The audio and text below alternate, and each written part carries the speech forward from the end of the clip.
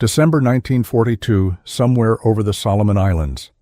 A 19-year-old waist gunner named Eddie Kowalski stands in the belly of a B-17, hands gripping a Browning M2 that's vibrating like a jackhammer. A Japanese Zero slides into view at his 10 o'clock, maybe 300 yards out, moving left to right across his field of vision like a dart. Eddie does exactly what every instinct in his body tells him to do. He puts the crosshairs directly on the enemy plane's fuselage and squeezes the trigger.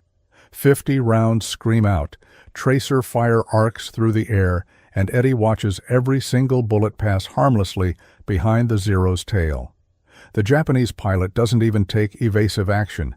He just keeps flying, completely untouched, while Eddie's ammunition counter spins down toward empty. This wasn't Eddie's failure. This same scene played out thousands of times across every theater of World War II during those early years. American gunners, well-trained, motivated, equipped with the finest machine guns ever manufactured, were missing. Not occasionally, constantly. The Army Air Forces conducted a study in early 1943 analyzing gun camera footage from bomber missions over Europe and the Pacific. The results were catastrophic. Trained aerial gunners were achieving hit rates below 4% against crossing targets. 4%. That meant for every 100 rounds fired at an enemy aircraft moving perpendicular to the gunner's position, 96 bullets were hitting nothing but air. The mathematics were brutal. A typical engagement might last 8 to 12 seconds before the enemy fighter broke off or moved out of range. The Browning M2 fired roughly 800 rounds per minute, about 13 rounds per second.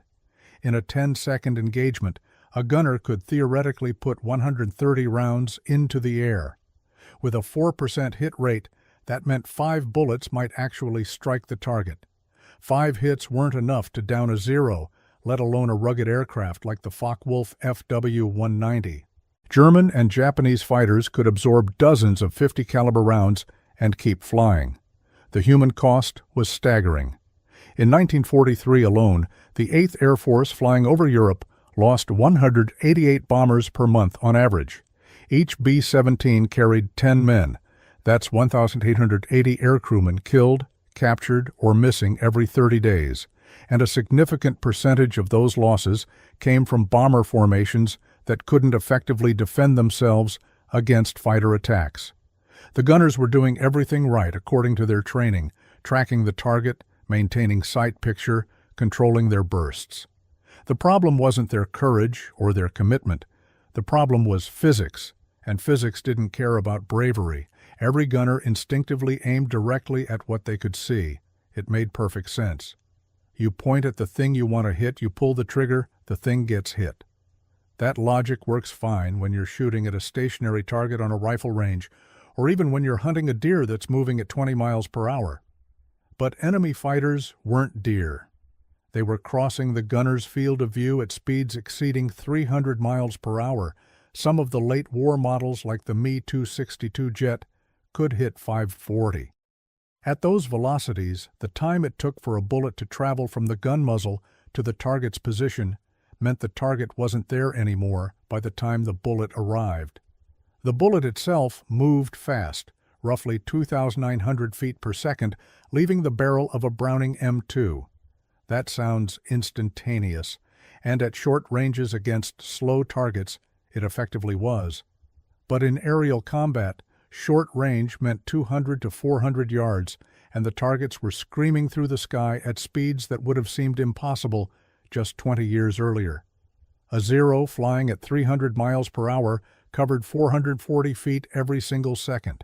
Do the math on a 300-yard shot, that's 900 feet.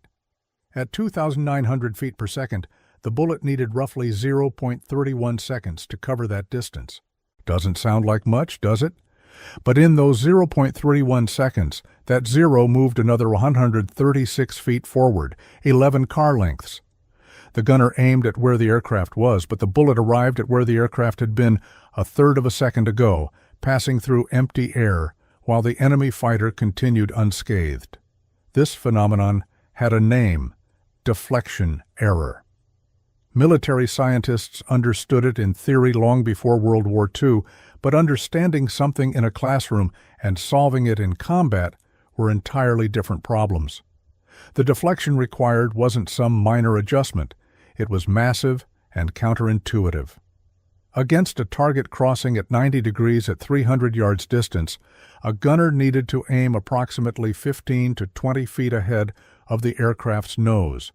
That meant putting your crosshairs on what looked like completely empty sky, trusting that the target would fly into your stream of bullets. Every human instinct screamed against it. Gunnery instructors tried teaching deflection shooting during training, but the results were dismal. The Army Air Force's Flexible Gunnery School at Laredo, Texas, put students through rigorous programs starting in 1942. Trainees spent hours in turret simulators, shot at towed targets from moving trucks, studied diagrams showing proper lead angles. None of it translated effectively to real combat.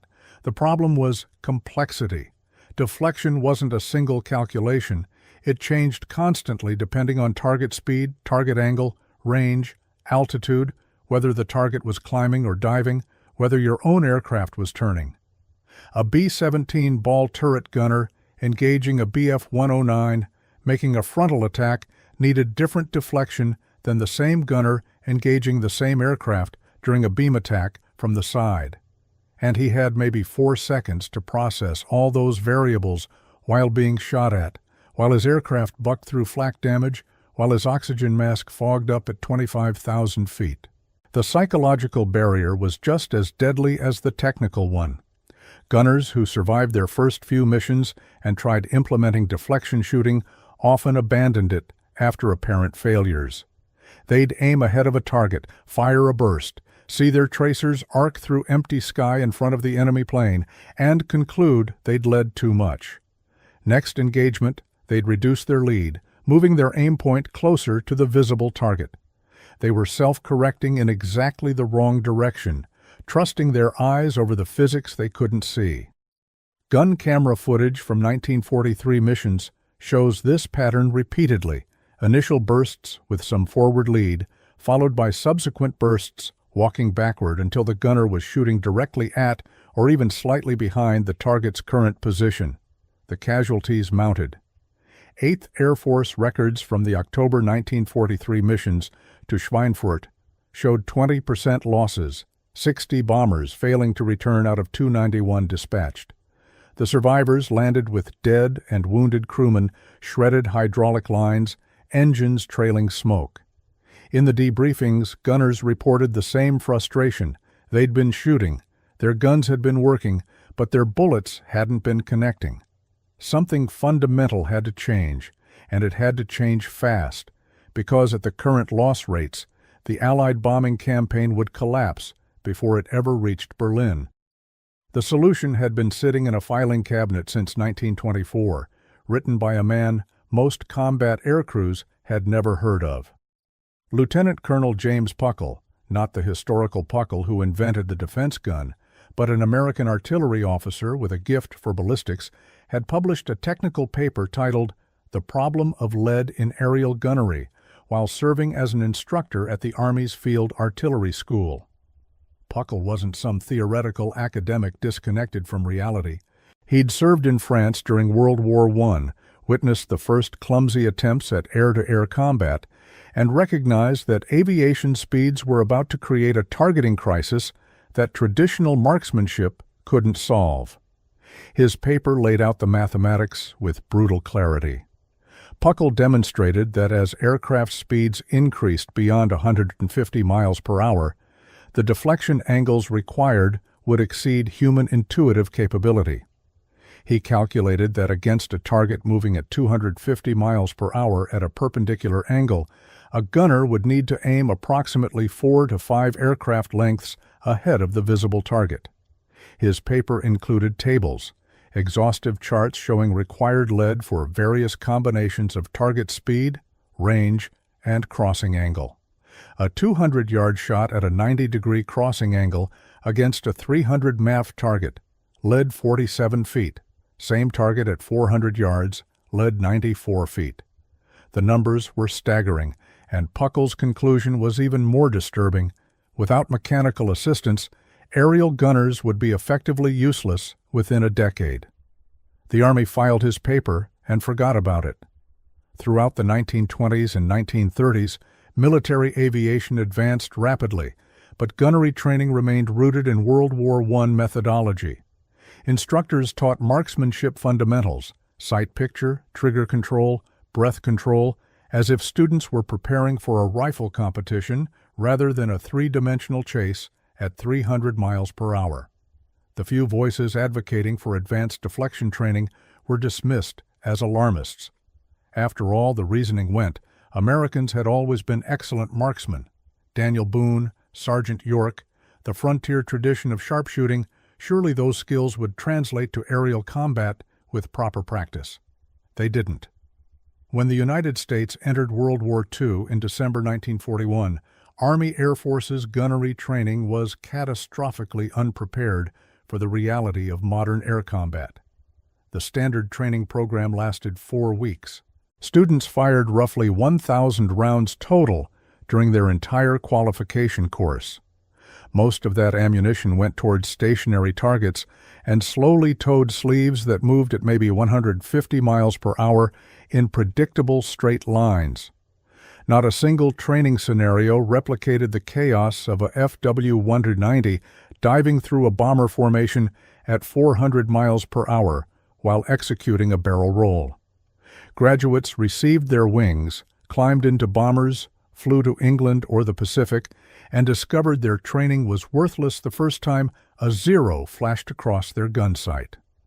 By mid-1942, desperate commanders started digging through old technical libraries looking for anything that might help. A captain named Robert Williams, assigned to the 8th Air Force Gunnery Analysis Section, found Puckle's 1924 paper in the archives at Wright Field. Williams read it in one sitting, then immediately drafted a memo to his commanding officer with 2 words underlined 3 times. He knew. Puckle had predicted this exact disaster 18 years before the first B-17 ever flew a combat mission over Europe. His calculations were still accurate, his warnings had been correct, and hundreds of American aircrewmen had died because nobody had listened. The question wasn't whether Puckle had been right. The mathematics were indisputable. The question was whether anything could actually be done about it.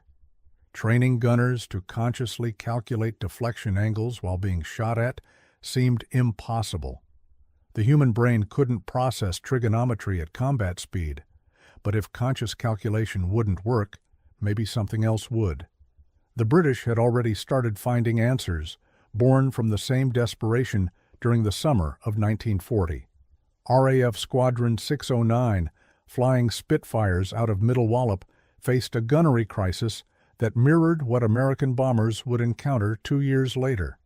Their pilots were brave, their aircraft were magnificent, but they were missing.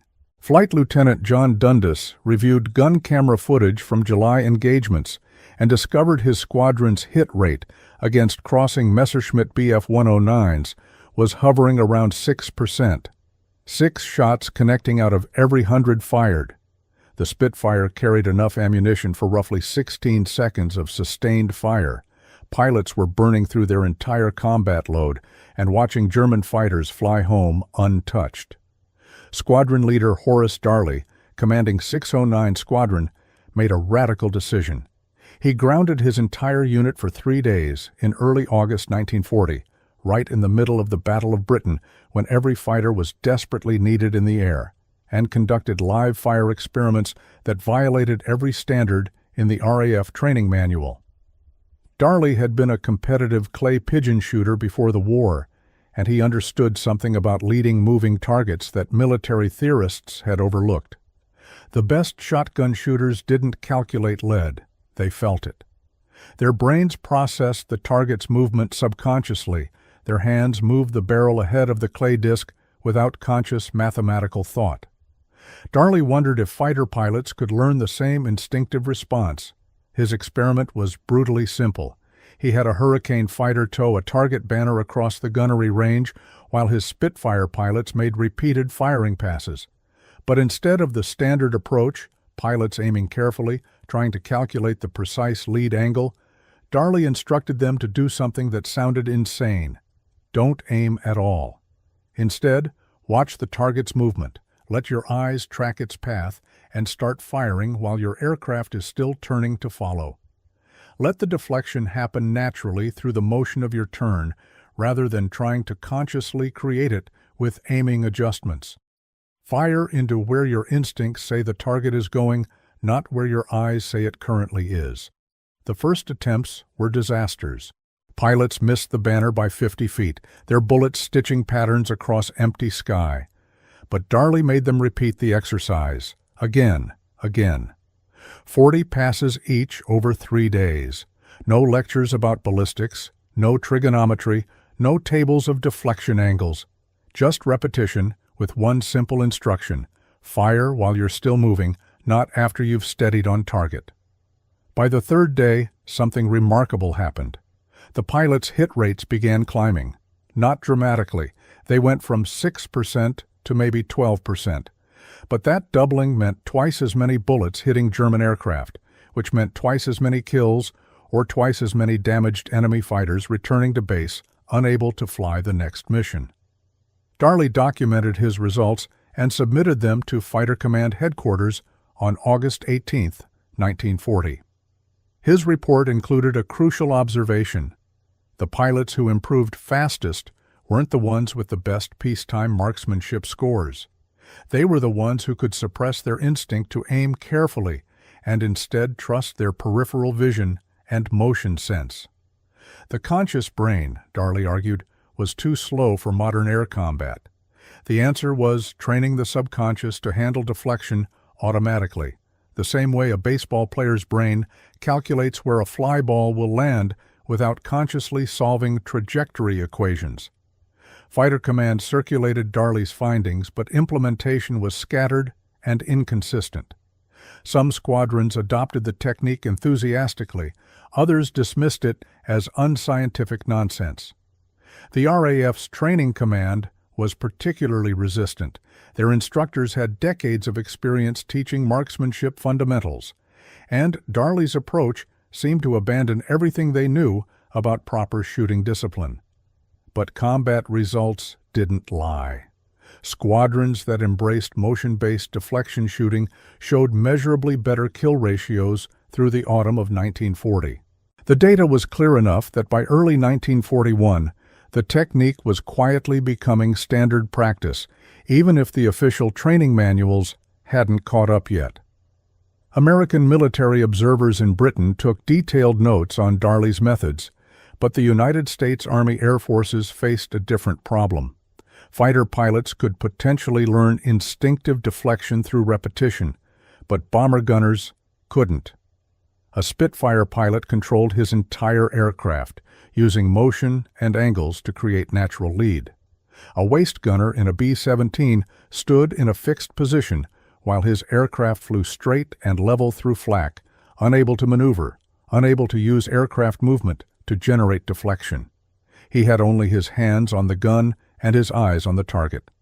If conscious calculation was too slow and instinctive motion wasn't available, the solution had to be mechanical.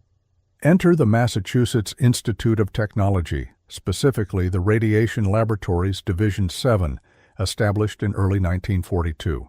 The name was deliberate misdirection. Radiation Laboratory suggested atomic research, which helped maintain secrecy around what Division 7 actually built: fire control systems. The head of the division, Dr. Charles Stark Draper, was a 40-year-old engineer who'd spent the previous decade developing gyroscopic instruments for aircraft navigation. Draper understood that the deflection problem wasn't fundamentally about shooting, it was about prediction.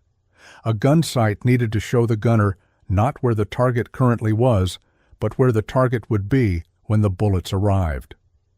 The Mark 14 computing gun sight emerged from Draper's laboratory in prototype form by July 1943. It looked like something from science fiction, a reflector sight connected to a gyroscope system that weighed 28 pounds and required electrical power from the aircraft's generator system. The gunner operated it through a mechanical ranging control.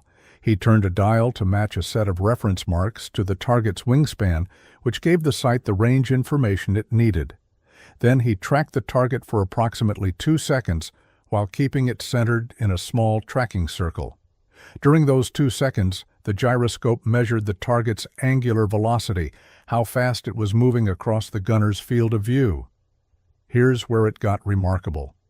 The Mark 14's internal mechanism used a series of cams and gears, analog computers built from machined metal, to solve the deflection equation in real time. It took the range input from the gunner, the angular velocity from the gyroscope, and the known ballistic properties of the .50 caliber round, then calculated exactly how far ahead of the target the guns needed to point. It displayed the result as a lighted reticle that appeared to float in space ahead of the target. The gunner didn't aim at the aircraft anymore. He aimed at the glowing dot, and if he'd ranged correctly and tracked smoothly, the dot showed him exactly where to shoot.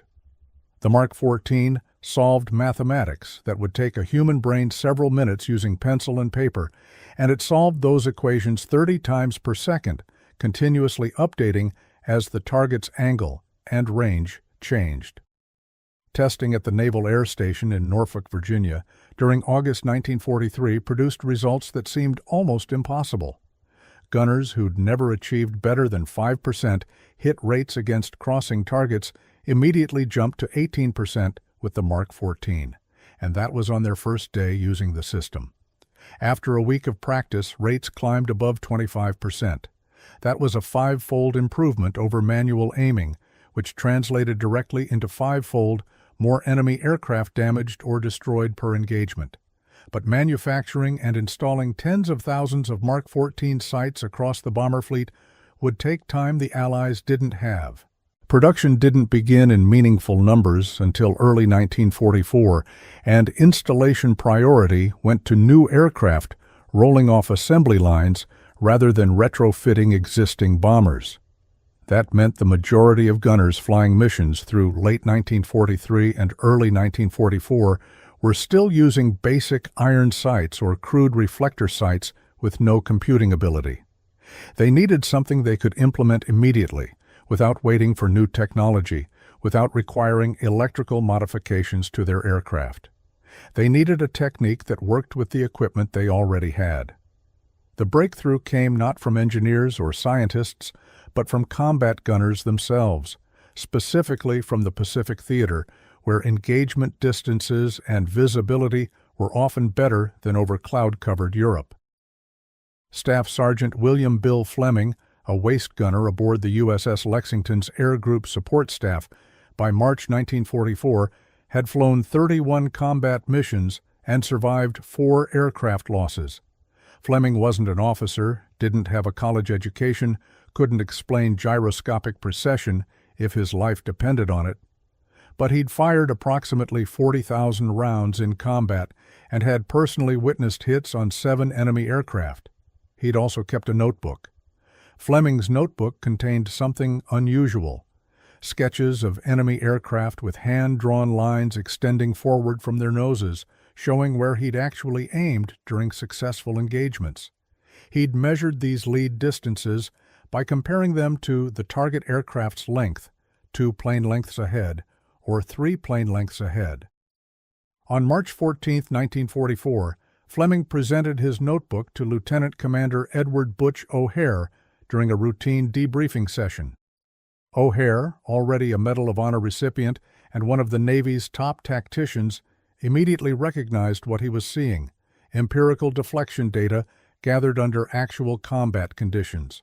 O'Hare ordered Fleming to conduct training sessions with every gunner in the air group. Not classroom lectures, practical exercises using a simple technique that became known as the spot shooting method. Fleming would have gunners stand at their positions while another crew member walked along the flight deck holding a model aircraft on a pole. As the model flew past at various angles, Fleming coached gunners to extend their aim forward by specific increments: 1 aircraft length for slight crossing angles, 2 lengths for moderate angles, 3 or more for steep crossing shots. The key was giving gunners a visual reference they could remember and apply instantly. Count plane lengths forward from the nose, then fire. The Lexington's gunnery officer, skeptical but desperate for anything that might work, authorized controlled testing during the carrier's operations off Truck Lagoon in late March 1944. He pulled ammunition expenditure and hit confirmation data for the previous 8 weeks, then tracked the same metrics after Fleming's training program. The results were undeniable. Prior to the training, the Air Group's gunners averaged 4.2 hits per 100 rounds fired against crossing targets. By the end of April, just 6 weeks after implementing spot shooting, that rate had climbed to 9.1 hits per 100. The technique had more than doubled their effectiveness. Word spread through the Pacific Fleet with remarkable speed. By May 1944, variations of Fleming's spot shooting method were being taught aboard the carriers Essex, Enterprise, and Bunker Hill. Each carrier's gunnery officers added their own refinements, but the core principle remained. Give gunners a simple visual measurement system tied directly to the target's apparent size, eliminating the need for conscious calculation. A gunner didn't need to know he was compensating for 0.3 seconds of bullet flight time. He just needed to remember 3 plane lengths forward for a crossing shot. The technique worked because it matched how human visual processing actually functions. Our brains are exceptional at relative size comparison, but terrible at absolute distance estimation. Asking a gunner to lead by 50 feet meant nothing when he had no reference for what 50 feet looked like at 300 yards distance. But lead by 2 plane lengths gave him an immediate visual standard he could apply without thought. The zero he was tracking provided its own measuring stick. He just had to extend that measurement forward into empty space. The Army Air Forces adopted similar training protocols by mid-1944, though they called it radius of action shooting. Technical manuals started including illustrations showing proper lead distances expressed in multiples of target wingspan or fuselage length. The 8th Air Force Gunnery School at Lavenham, England, rebuilt their entire training program around the technique during June 1944. Mission loss rates, while still significant, began declining. July 1944 showed 3.4% bomber losses per mission compared to 5.2% the previous October. That difference represented hundreds of crew members who flew home instead of dying over Germany. But knowing the technique and executing it under combat conditions remained 2 entirely different challenges. The human brain, even armed with the spot shooting method, still fought against itself when the shooting started. Psychologists embedded with the Army Air Forces documented this phenomenon extensively during 1944 interviews with returning gunners. The issue wasn't knowledge. Gunners could recite the proper lead distances perfectly during debriefings. The issue was that conscious knowledge evaporated under stress, replaced by primal instinct that screamed, "Aim at the threat." Captain Harold Klein, an Army psychologist stationed at Bovingdon, studied this response through analysis of gun camera footage paired with post-mission interviews. He identified a pattern he termed threat fixation collapse. Gunners would start an engagement using proper deflection, but as the enemy fighter closed and the perceived danger intensified, their aim point would progressively drift backward until they were shooting directly at or even behind the target. Klein's data showed this collapse happened fastest during head-on attacks, where the closing speed between bomber and fighter exceeded 500 miles per hour, and the gunner had perhaps 2 seconds before the enemy opened fire. Under that extreme stress, rational technique dissolved into pure reaction. Point at the scary thing, pull trigger.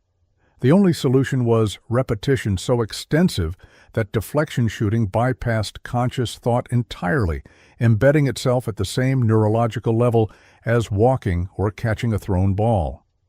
This required training time the military couldn't afford in 1942 and 1943, but by late 1944, With Allied control of the air improving and training pipelines more established, gunnery schools extended their programs. The standard course that had been 4 weeks in 1942 expanded to 8 weeks, then 10. Students now fired 5,000 rounds during training instead of 1,000, and significantly, over half of those rounds went toward moving targets at realistic combat speeds.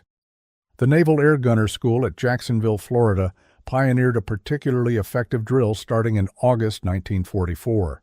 They mounted 50 caliber guns on motorized turrets that could spin and elevate rapidly, then had high-speed boats tow targets across the water at speeds up to 60 miles per hour while varying their distance and crossing angles randomly. Gunner trainees engaged these targets repeatedly, 50 to 70 passes per day, until the act of leading became automatic. Instructors didn't correct students verbally during the drills. They simply had them shoot, check their hit pattern, adjust, and shoot again. The subconscious learned through feedback loops faster than the conscious mind learned through instruction. Elite gunners who survived 30 or more missions demonstrated something remarkable in combat footage analysis. Their deflection aim points remained stable even under intense stress. When a FW-190 came screaming through the formation with cannon fire flashing from its wings, these experienced gunners maintained their lead automatically. Their conscious minds could be terrified. Many admitted to being absolutely convinced they were about to die during certain engagements. But their hands kept the proper sight picture anyway. They'd achieved what martial artists call mushin, or no mind, the state where technique happens without conscious direction. But that level of proficiency took time and ammunition most gunners never received. The mathematics of wartime training were brutal. If creating an expert deflection shooter required 5,000 practice rounds and 10 weeks of intensive training, but the bomber offensive needed 50,000 new gunners in 6 months, compromises were inevitable. The majority of gunners flying combat missions never achieved true unconscious competence. They remained perpetually in the conscious competence stage, capable of proper deflection shooting when conditions allowed them time to think, but vulnerable to collapse under extreme stress or when facing unexpected tactical situations. This created a strange stratification in combat effectiveness. A bomber formation's defensive firepower wasn't uniform. It depended heavily on which specific gunners were in which specific positions on which specific aircraft. A formation that happened to include several veterans with deep training could fight off attacks that would devastate a formation of newer crews. German fighter pilots learned to identify and exploit this, targeting bombers that showed hesitant or inaccurate fire during initial passes, avoiding formations where the defensive fire was immediate, heavy, and precisely placed. The deflection shooting revolution that began with British experiments and American desperation didn't end when World War II concluded in 1945. The core principle that you must aim where the target will be, not where it is, became foundational to every weapon system developed afterward. The Mark 14 computing gun sight evolved into the Mark 18, which served through the Korean War, then into digital fire control computers that could process dozens of variables simultaneously. By Vietnam, fighter aircraft carried radar-assisted gun systems that calculated deflection automatically, requiring pilots only to keep targets within acquisition parameters. The F-4 Phantom's lead computing optical sight system did in microseconds what had taken Draper's mechanical gyroscopes significant fractions of a second. Modern air-to-air combat has largely moved beyond guns entirely. Missiles handle interception at ranges where deflection would require leading by miles rather than feet. But the underlying physics hasn't changed, just the implementation. An AEM-120 AMRAAM missile uses inertial guidance and active radar to continuously update its trajectory toward where its target will be, executing deflection calculations thousands of times per second. The F-22 Raptor's AN/APG-77 radar doesn't just track targets, it predicts their future positions based on current velocity and acceleration, then positions the aircraft and selects weapons accordingly. It's the same problem William Fleming solved with hand-drawn sketches in 1944, now handled by computers processing teraflops instead of gunners counting plane lengths.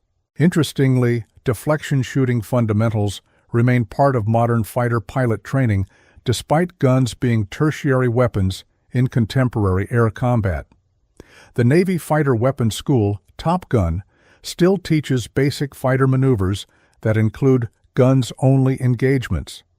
Not because pilots expect to dogfight with cannons, but because learning to visually predict where a maneuvering target will be develops spatial awareness that applies to every aspect of air combat.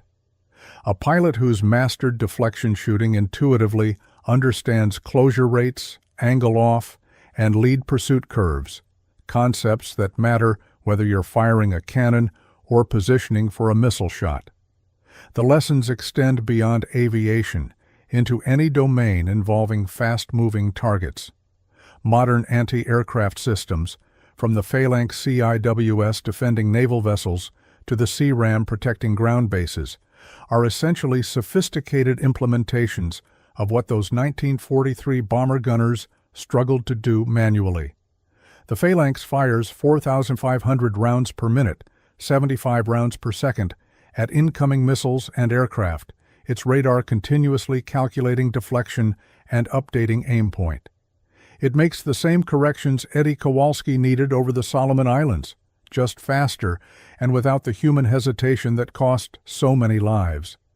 Even video games that simulate combat incorporate deflection mechanics, teaching players the same counterintuitive principle: aim where the target is going. Games like War Thunder and Digital Combat Simulator require players to lead moving targets manually, and new players experience the exact same frustration 1942 gunners felt, watching their tracers pass harmlessly behind enemy aircraft until they internalize that leading is necessary. The most skilled players develop the same unconscious competence that combat veterans achieved, their hands adjusting aim without conscious thought. The transformation from 4% hit rates in early 1943 to 20+% by late 1944 represents one of the most dramatic tactical improvements of World War II, achieved not through superior equipment or overwhelming numbers, but through understanding and working with human cognition rather than against it. Thousands of aircrewmen who would have died continued flying, enemy fighters that would have escaped went down in flames, and bombing campaigns that might have failed reached their targets, all because someone finally acknowledged that human instinct, however strong, could be wrong, and that survival meant training people to ignore what felt natural and trust what physics demanded. The gunners who learned to aim at empty sky, who forced themselves to fire at nothing visible and trust their bullets would meet metal, proved something essential about human adaptability under pressure. We're not prisoners of our instincts. With proper understanding, sufficient training, and enough desperation, we can rewire our responses to match reality rather than demanding reality match our intuitions. That lesson, born in blood over Europe and the Pacific, remains relevant anywhere humans confront problems where instinct and solution point in opposite directions.